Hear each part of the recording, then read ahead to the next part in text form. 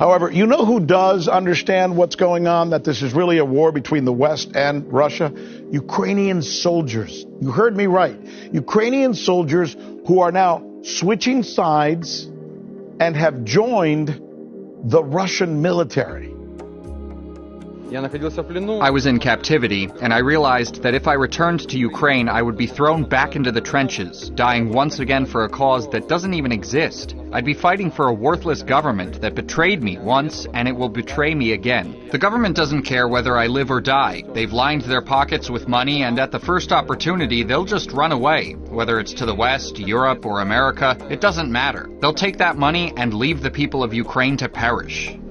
Isn't that amazing to hear that? That interview, by the way, was conducted by Patrick Lancaster. He's an American YouTuber who is in Ukraine doing these YouTube entries that you could see for yourself while he's covering the war. And he came across several Ukrainian soldiers who've switched sides, and he put a microphone in front of them. This soldier in particular, by the way, that you just saw there, he worked for Zelensky's presidential brigade. And now he refers to Russians and Ukrainians together as brothers. When I was imprisoned, the guards commented that I seemed like a decent guy and mentioned a unit that was active at the time. Now it's a battalion. They carry out various missions and fight for different causes. This piqued my interest, so I asked some representatives from that unit to meet with me. When they came, I expressed my desire to join them and fight for Ukraine's freedom. Everyone in this unit has walked the same path as I have. They've made the same choice. It's a voluntary decision to genuinely fight for your country and speak openly without fear. In Ukraine, for instance, I couldn't have done that because the SBU would have arrested me, and who knows what they would have done to me in their dungeons. Now I can speak freely. I'm telling the truth as it is. I can express myself without fearing for my life because I'm here. The people back home are still very much in the dark. Yes, our younger brother is struggling because Ukraine and Russia are like two brothers, one older and one younger. They may squabble over things, but at the end of the day, brothers should always support one another.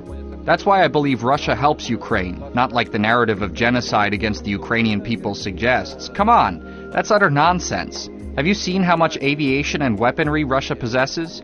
If Russia had intended to wipe Ukraine off the map, they would have done so long ago. But that hasn't happened. As I was listening to him and preparing this material so I could share it with you, I came across something he said that really kind of got me. And I thought it was, because it's so human, right? I mean, what you're about to hear now is really poignant, I think, if not the most human moment in this interview. At least it was for me. You decide for yourself. It's when this soldier explains what happened at the moment that he was captured and what happened when he was first approached by Russian soldiers. Here it is. Initially, I truly believed we were being invaded, that Russian soldiers were the occupiers taking my land. However, I soon realized this perception was misguided. They were not monsters. When I was taken captive, I had already informed my superiors that we would surrender, while two of my comrades refused, and tragically, they were killed during the fighting. As I stepped out of the bunker to surrender, one Russian soldier approached me and said, "Please forgive us, but we've killed two of your men." In that moment, I thought, what's happening? Are these really the occupiers? The ruthless beasts coming to annihilate us? No, they're just people too. They understand that the soldiers of the Ukrainian armed forces have been thrust into this conflict against their will. Different story than the one we hear from President Trump, is it? They actually went and apologized for what they had done.